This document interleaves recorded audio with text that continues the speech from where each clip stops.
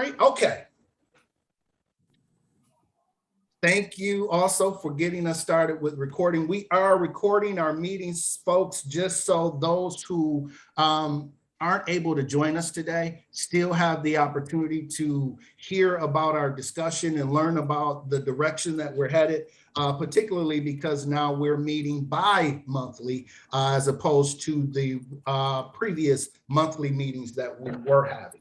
So today, this is the agenda. I'm going to give some updates around our strategic action team meetings, our executive council, an update on our final community level outcomes. I'll turn it over. I'll pitch it to our good friends from Strive, Greg Landsman, who's here with us today, and Strive Together will kind of walk us through a quick discussion. Then we'll transition to Anisha Hanna, and I'll introduce her to those of you who have not met her already for a community engagement update. And then we'll hear from our data team. I have Jennifer Lucarelli or also Rita Little, who is managing our data team, will give us an update on just some baseline data around our outcomes. And then I'll give our final thoughts and we'll close out and get out of here. So aligned with the agenda, the results from the day is you'll get an update. You'll hear about the executive council. Really want to push into the discussion regarding our final community level outcomes. I am so excited about the conversations we've been having. And then again, you'll get an update from our data team who has been hard at work developing baseline data to support our strategic action team. So the work that they are doing is critical to the next steps in our process, and I'll talk about that a little more later. But the first item that I want to share with you is that we have some introductions. I'm not sure if they're on the call today, but many of you have heard from this group. They've been present in our leadership meetings, in our committee meetings, and our strategic action team meetings. And I've had an opportunity to talk with each of them, and we want to bring them on to our leadership group. They've really been a group of community members who have been engaging in the work. The first of which is Gil Garrett. Many of you know Gil Garrett as the president of the Pontiac School District's Board of Trustees. He's also a member of the Oakland County Sheriff Department. He's an entrepreneur in the community, so we're glad to have him along with Deborah Brinson, who is the president and CEO of Honor Community Health, as well as Carlton Jones, who leads the Talent Development Coalition, and Kaniqua, otherwise known as Coco Mulder, who is the director of the Pontiac Promise, and Coleman Yoakum, who you have all heard from, who leads Micah 6, who is embarking on perhaps one of the most dynamic initiatives in the community. He is transferring an old elementary school, Weber Elementary School, into a community center. So it is a daunting task, I think, to the tune of 17 million that Coleman and his team have been working on, developing tax credits to transform that former elementary school to a community center. And I'm excited to really bring them all to the table to work collaboratively with us on our efforts. So when you see them, please welcome them to the team. I also wanted to take an opportunity to level set because this represents our leadership council team here, and I'm encouraged by it. And if I missed anyone, please don't hesitate to let me know. But I wanted to put this on the screen just so that you all could see it. You can see where our strength lies, where our opportunity lies as well. When I talked about this to the executive council, one of the things that they brought up that we're missing is a youth voice, right? And so we need to add some young folks, some millennials to this group, because we know they bring a different perspective. Right, Brianna? Yes, sir. Brianna has been a breath of fresh air. And for those of you who don't know Brianna or haven't had a chance to meet her, she is my executive assistant, and I'm really delighted to have her on board. I'm delighted to be on board. Thank you. And so let's dive in really quick about our community level outcomes, because this is an area that you all have worked on for the better part of 1.5 years. And so I am extremely excited to bring this to what I feel confident in is a close. I was charged with helping us establish a set of community level outcomes that will impact the quality of life of Pontiac residents.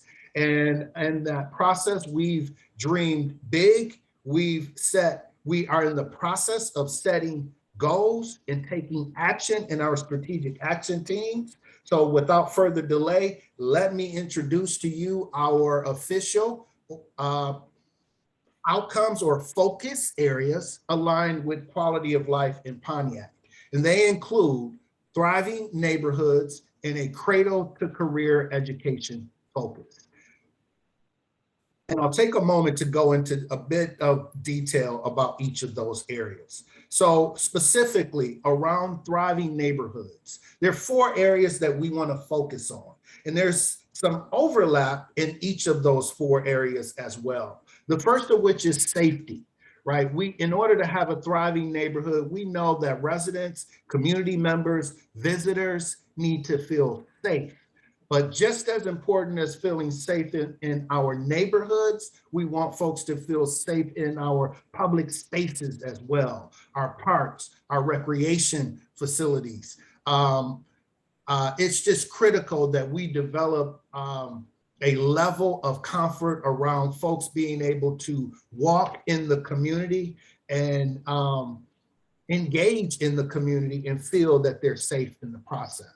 And closely aligned with that is blight.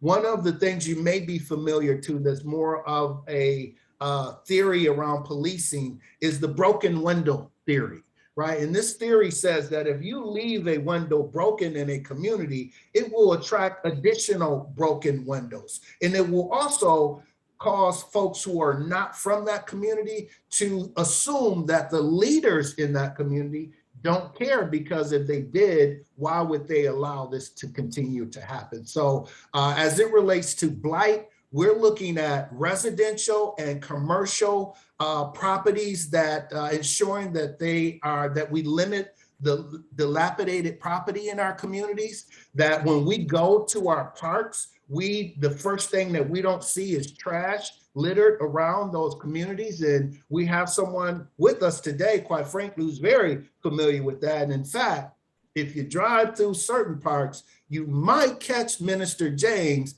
by herself or with a group of folks picking up trash in our community, in our local parks. So we know that that's an area that we have to address and can keep our eye on relative to blight. But also, in addition to commercial and residential property, we're looking at how illegal dumping, when yards are not maintained, all of these things impact blight, they impact safety, and they're things that we really want to focus on regarding thriving neighborhoods. And I talked a little about public spaces, but when we talk about public spaces, we're talking about our parks, our rec centers, anywhere where community members, where folks outside of the community come to congregate. We should be looking to make sure they are blight-free, they have quality resources for people to enjoy, and they're not just spaces that our kids can participate in. But when I talk to folks like Minister James, we talked about making sure that our families feel comfortable going to those places and having a good time on the weekends or throughout the week. Our public spaces, and I believe we have 29 parks. Is that right, Minister James? Yes. 29 parks in a small community like Pontiac. So we know that there's a park in virtually every neighborhood throughout the city. We have some large parks that are really being underutilized and really they don't have the quality resources that they should have. And so this is an area that I know Minister James, the Community Foundation, and the community in general are concerned about. And so we have incorporated that into our thriving neighborhood. And then the last thing I'll speak about relative to thriving neighborhoods is housing stability. Upwards of about 40% of our homes are rental. And we know that in neighborhoods that are thriving, there's a balance of rental property and home ownership that our data team is really getting more data around to support our effort in this area. But we want to make sure that folks have quality and safe and affordable rental housing opportunities, but those that want to own their home, there should be pathways for them to pursue to gain home ownership. And we're fortunate or blessed in our community in that we now have additional partners in our community that are aligned with housing. One of the nation's leading mortgage organizations, United Wholesale Mortgage, we met with probably about 2 weeks ago, and they've expressed a desire to work collaboratively with us and help us in this regard. And so we're going to lean on them, but not just them. If you don't know about the amazing work that's happening with the Lighthouse, with Habitat for Humanity, with OSHA around housing options for Pontiac residents, you will learn about it shortly because we are starting to have conversations with each of them about opportunities to impact thriving neighborhoods in the city of Pontiac. And so that really is the essence of our strategy around thriving neighborhoods. Moving on to the next area around cradle to career education. Often in Pontiac, when we talk about education, we really tend to look at the high school and the outcome of the high school.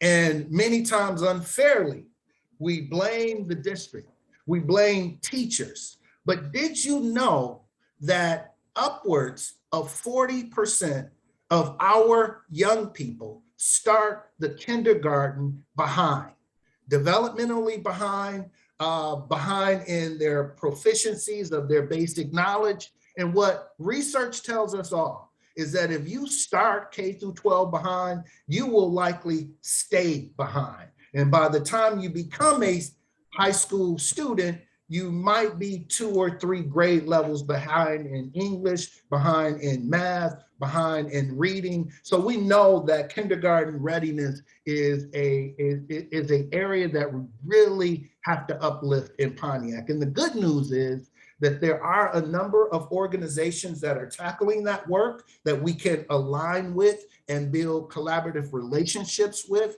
and take best practices from and begin the process of scaling those best practices. So I'm really excited on that end. And the second thing that we're focused on relative to cradle to career education is elementary academic proficiency, specifically around 3rd grade reading. And I don't have to talk to you about the significance of 3rd grade reading. We know the outcomes that present people who aren't reading at grade level by grade 3.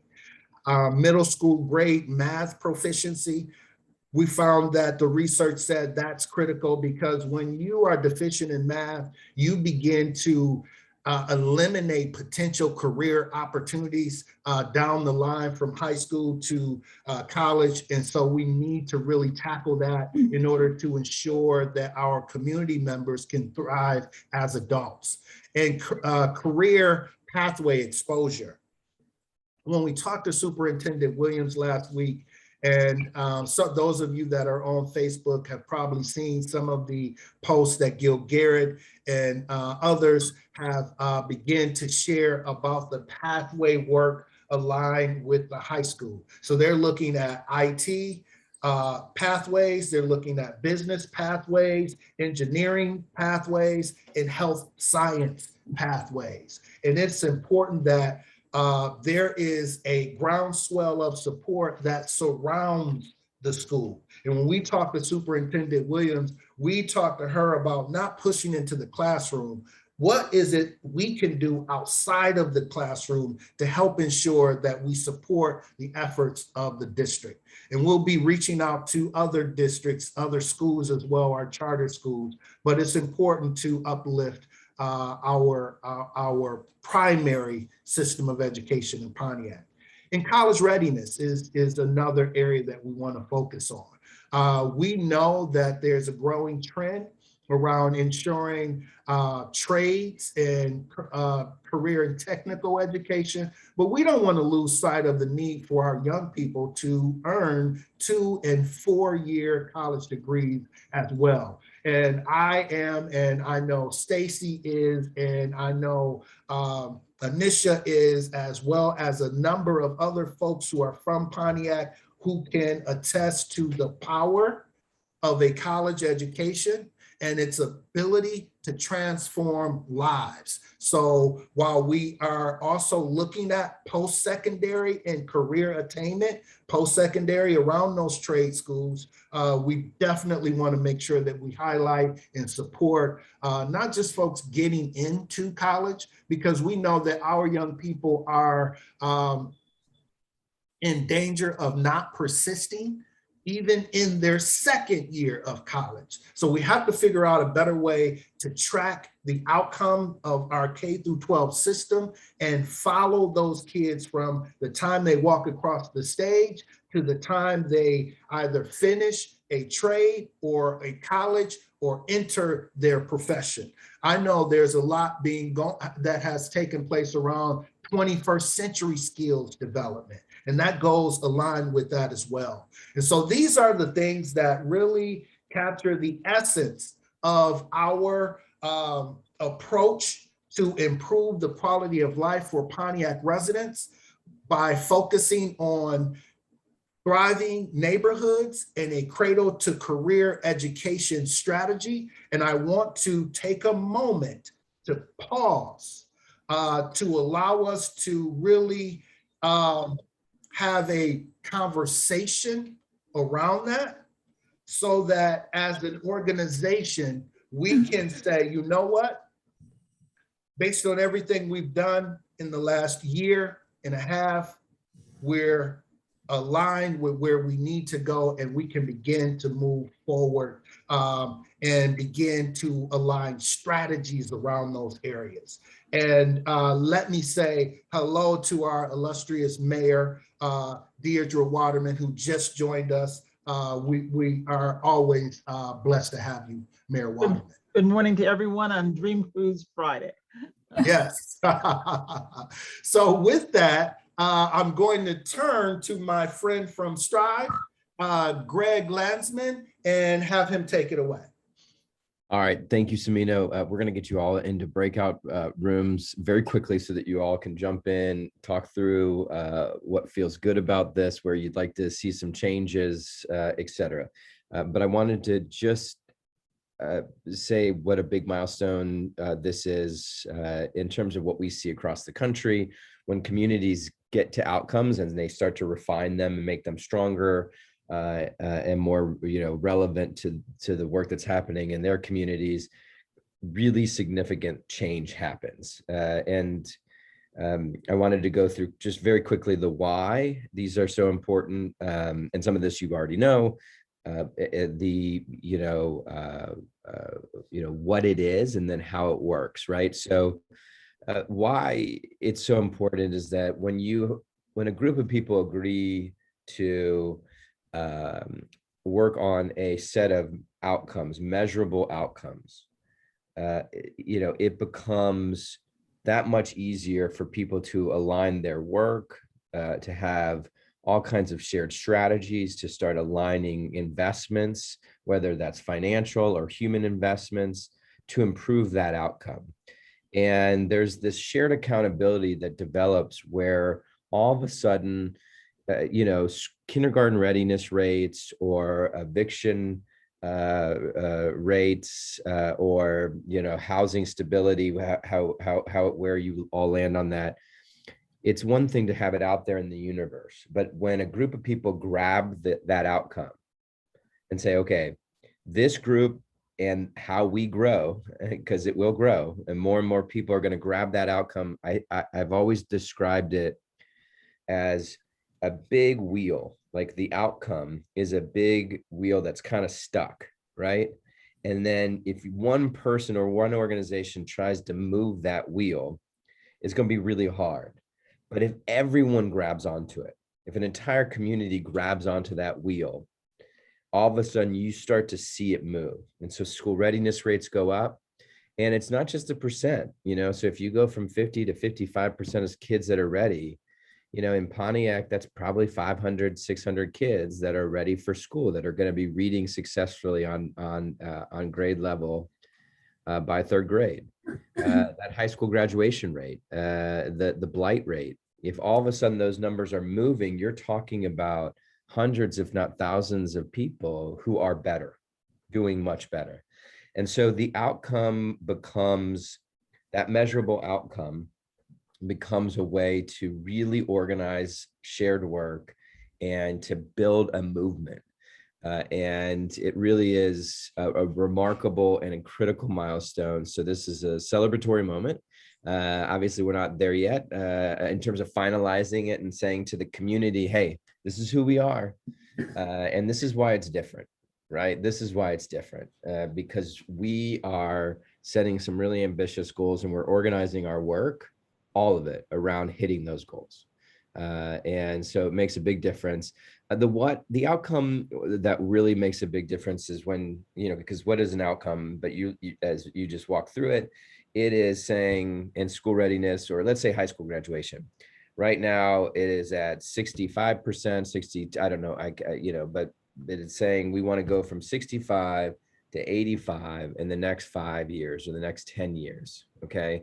That is a measurable population level outcome that people can start to just be all in on. And all of a sudden you got, dozens, if not hundreds of hands on that high school graduation wheel, and it is turning.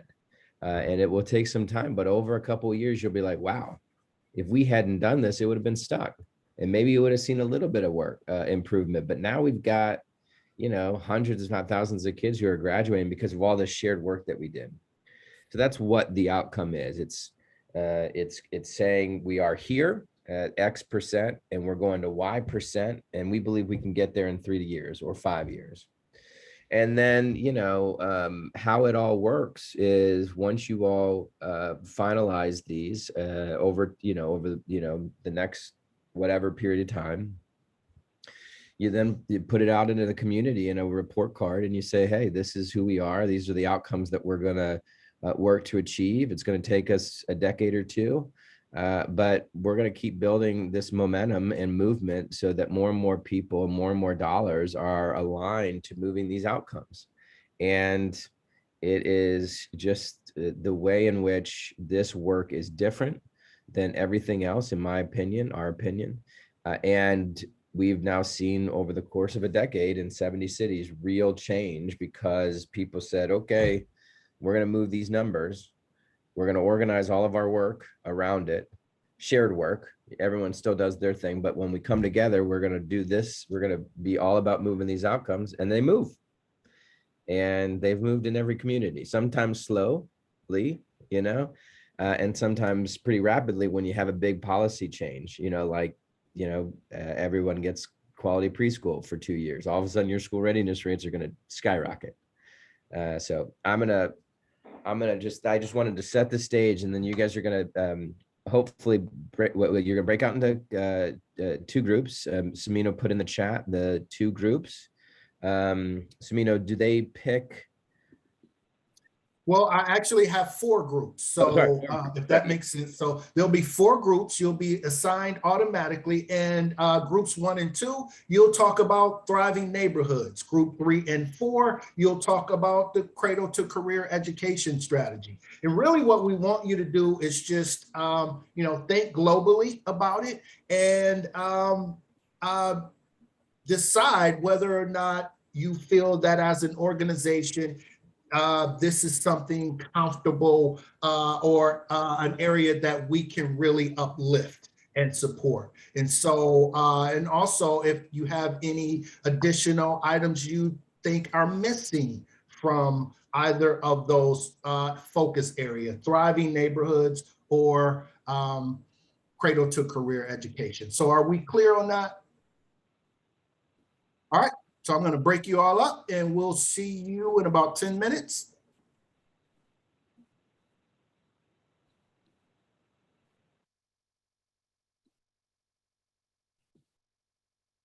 So you should have received an invite to join a room and please join and we'll be rotating and connecting.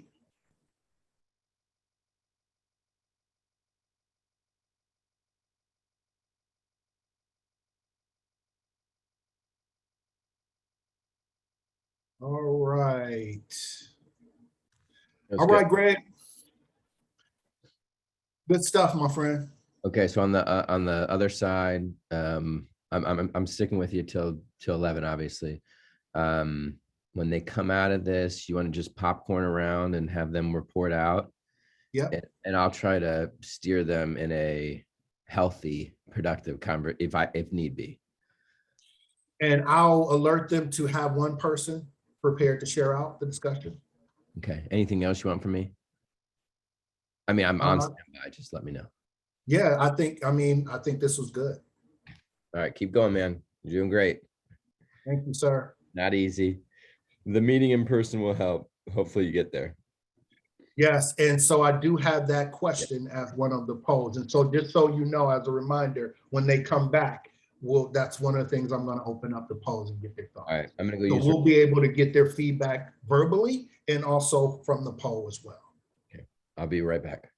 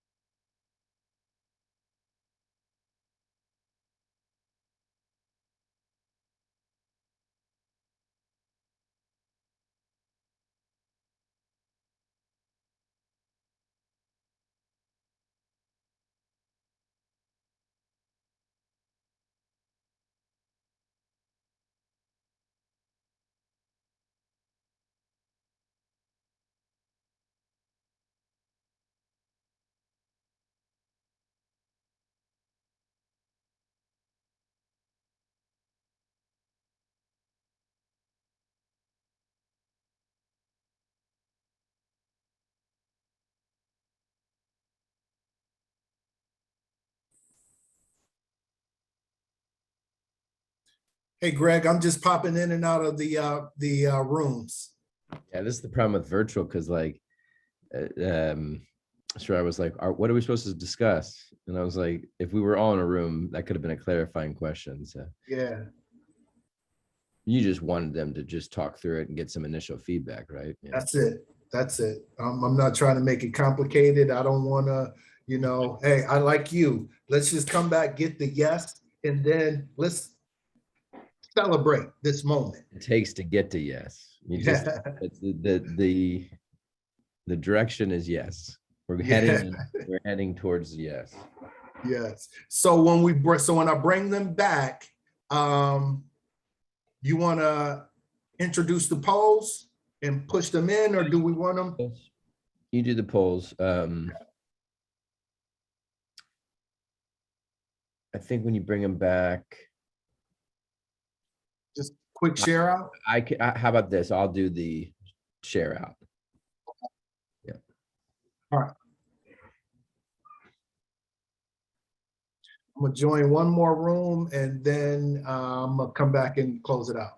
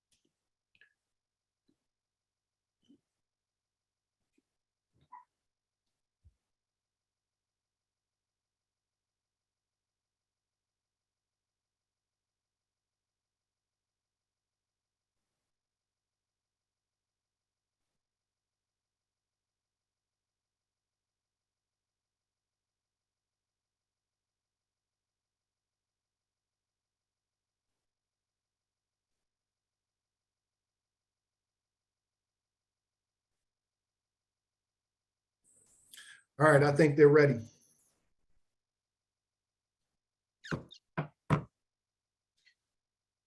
Closing the rooms, Greg.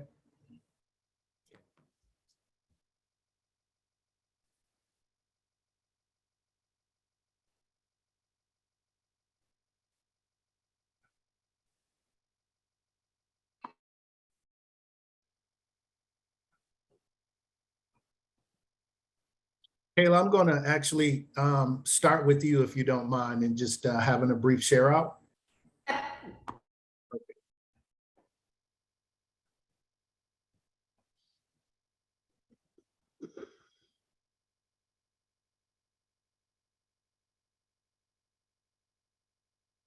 All right, here comes everyone.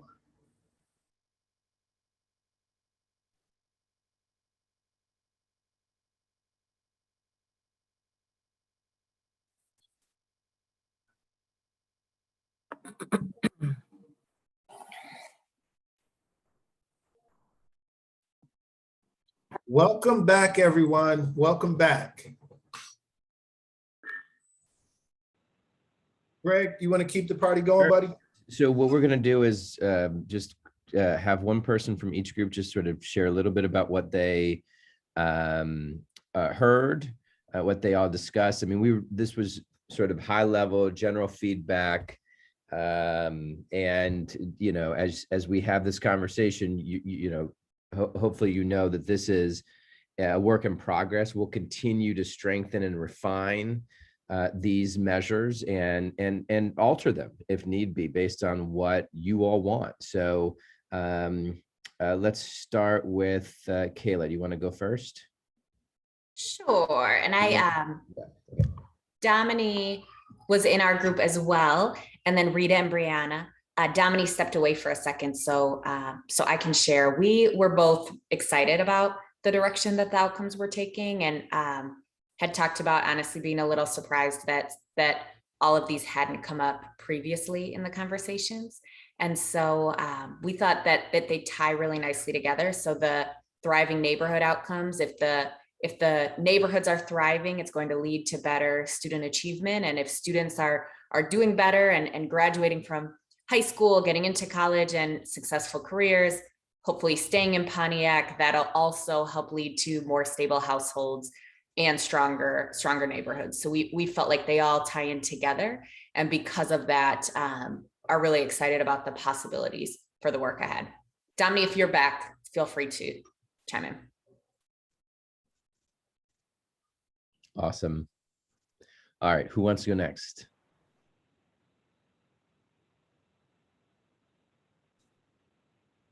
Do we have someone from group 1? Dominique, let's work. Freya was going to report out. Is she still on here? I Freya. don't see her. How about you, Freya's on mute. Kyle?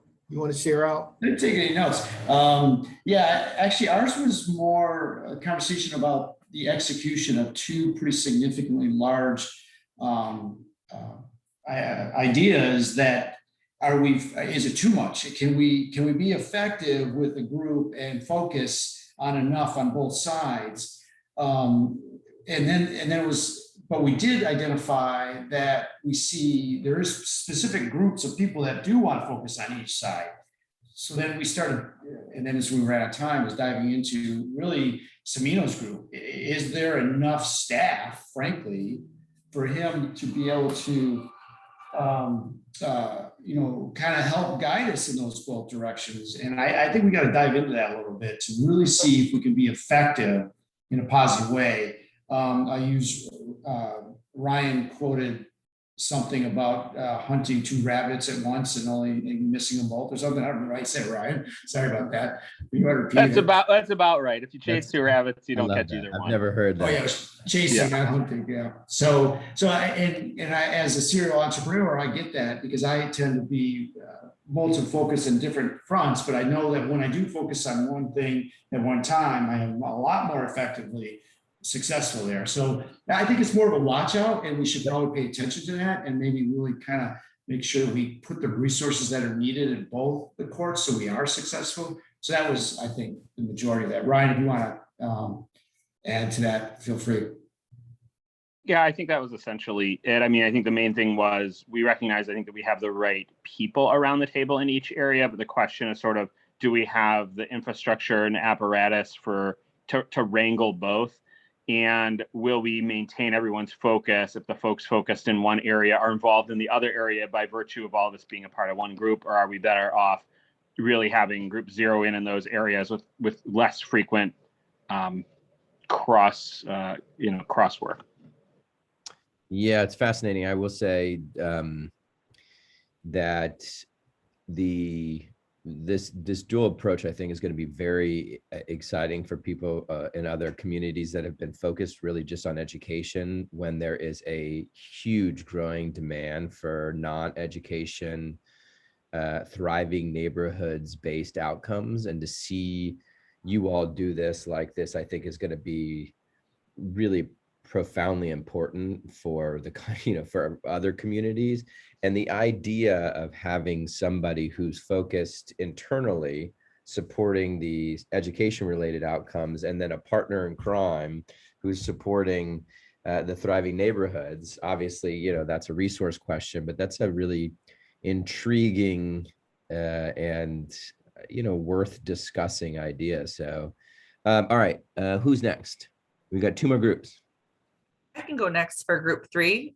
We had Cradle to Career, and we thought of kind of 2 different perspectives related to Cradle to Career. One was to do a scan of all of the existing initiatives and programs around Cradle to Career, everything from nonprofits, mentoring, the community college, the university, the Promise Zone. I mean, there's so much already happening in that space. So what is out there, and then where are the gaps and challenges, and how do we help fill those gaps? So that was one part of the conversation.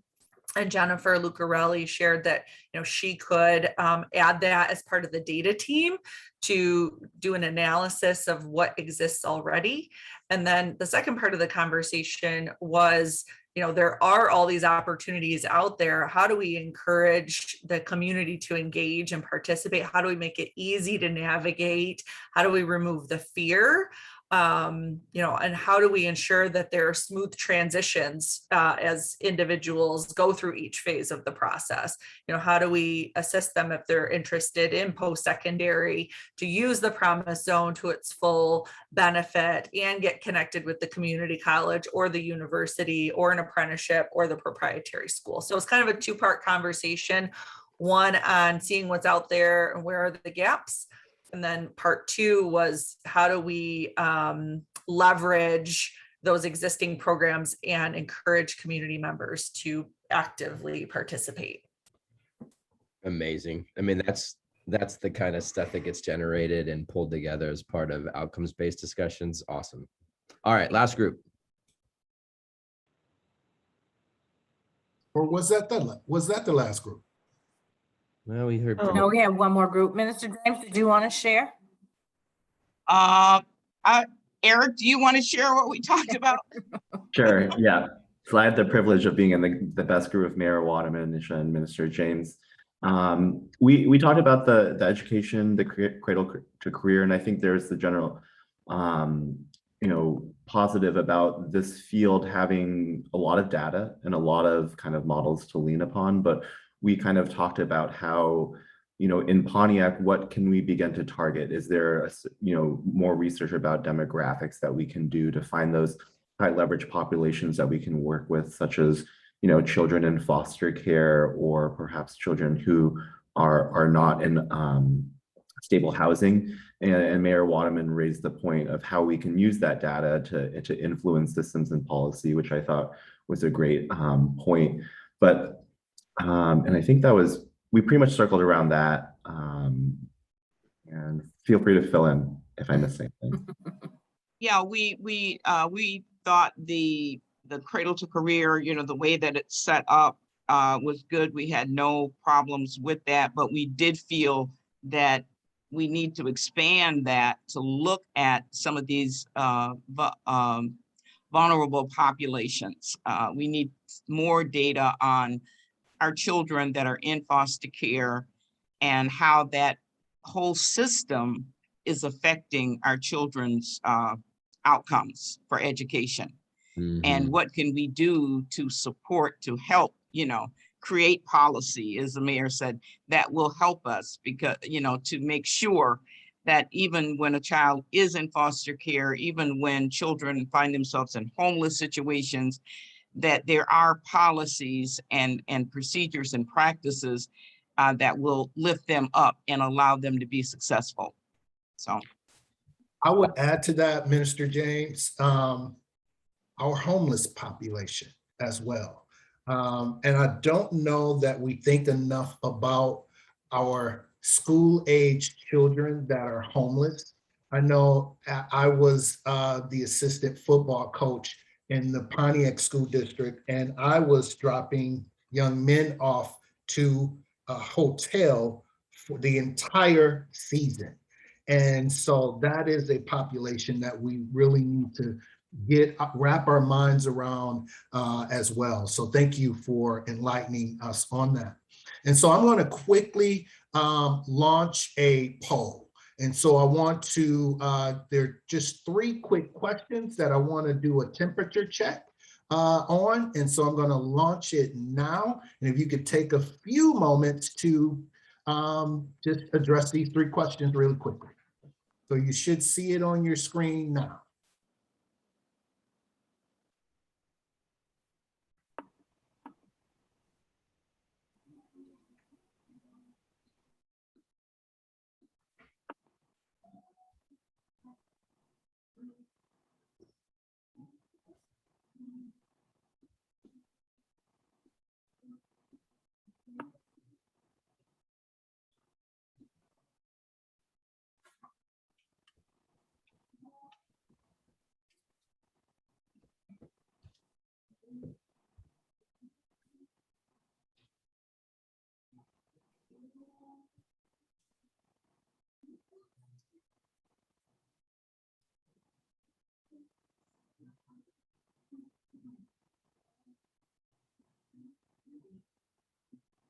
And can you all see the results, by the way, as you are responding?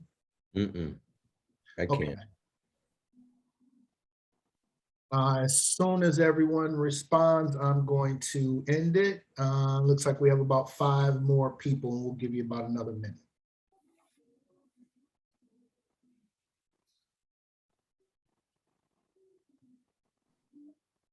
Thank you, thank you, thank you.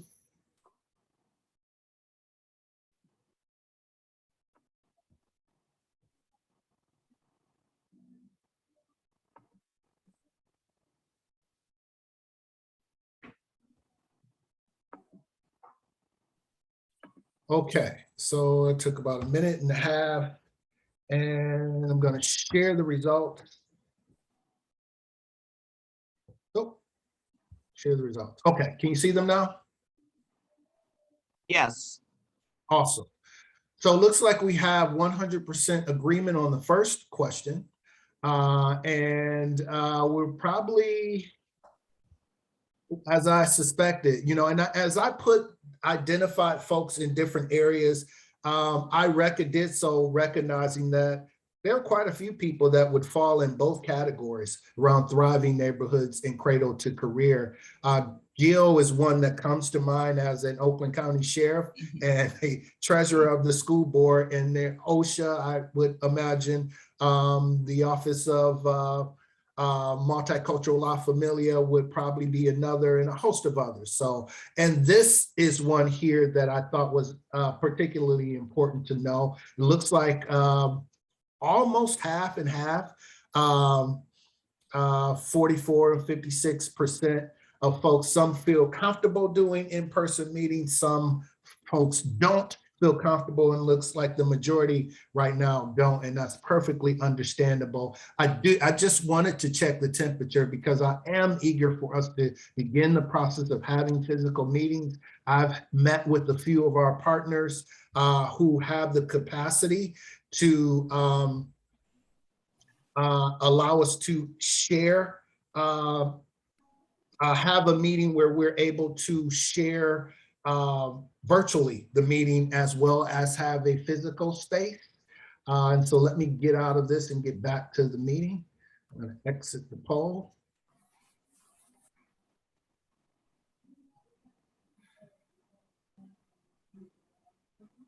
Give me a bit of trouble here. I'm sorry about the delay.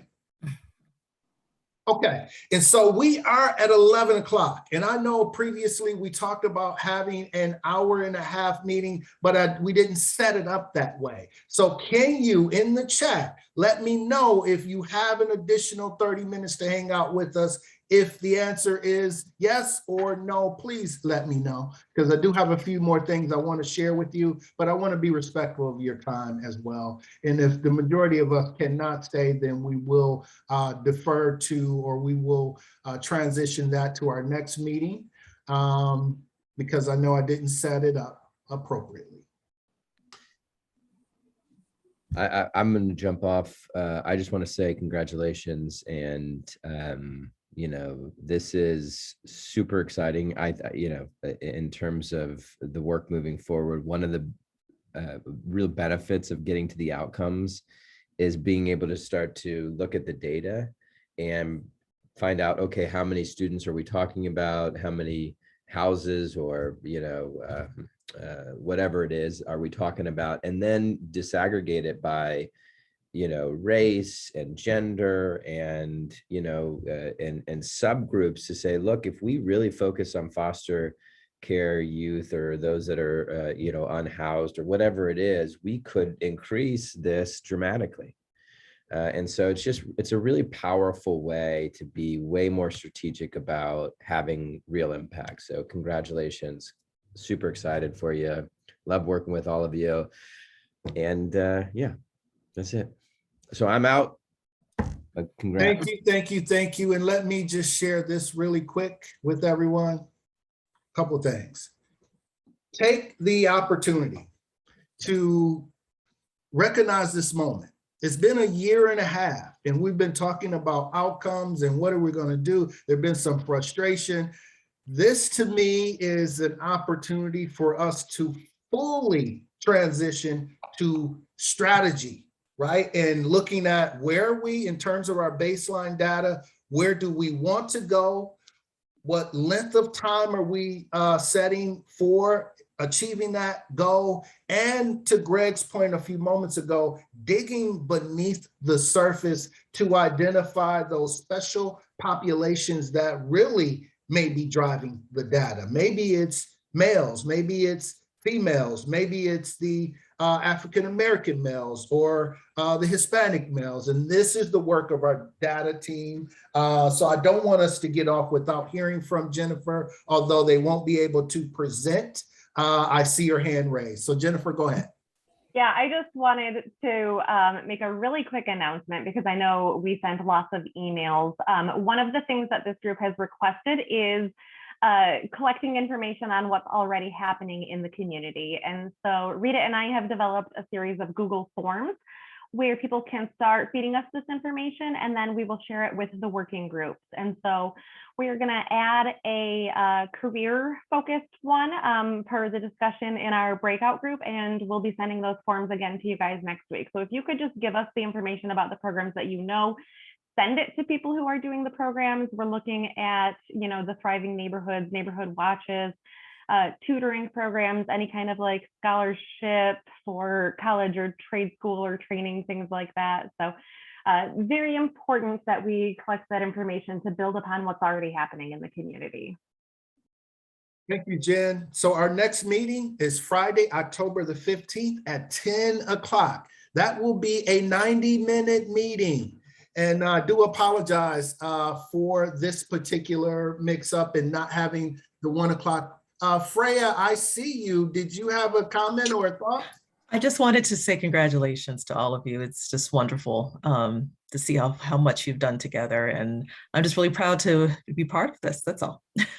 Thank you. Thank you so much. And I do mean it that we should appreciate this moment. It's been a long time coming, and it did not occur without us all coming together, putting our heads together. Those outcomes were vetted over and over and over again. And I think that's why the alignment was consistent with, you know, just really improving the quality of life for Pontiac residents. So I salute each of you, you know, and I also want to take this moment to thank the funders, because we would not be here today without your support, without you believing that the city of Pontiac was a community of opportunity deserving of your support. So what you've done already has been phenomenal. And I just want to acknowledge that. And I think as a community, we should acknowledge that. And then secondly, I want to thank the community members that are around the table, that have been at the table for a year and a half, that have reached out to me, that Anisha won't get an opportunity to share with you what she's done over the last month, but we've been on the road almost every day, meeting with people, having conversations with folks. She'll share that out at our next meeting, but I'm just thankful. I want to thank everyone. And with that being said, I'm going to close us out right now and honor your time. So thank you so much. Have a wonderful time this weekend. And hopefully you'll get a chance to enjoy a bit of the Dream Cruise, if not in Pontiac, somewhere along the Woodward corridor. Thank you so much, everybody. All right. Thank you. Bye-bye.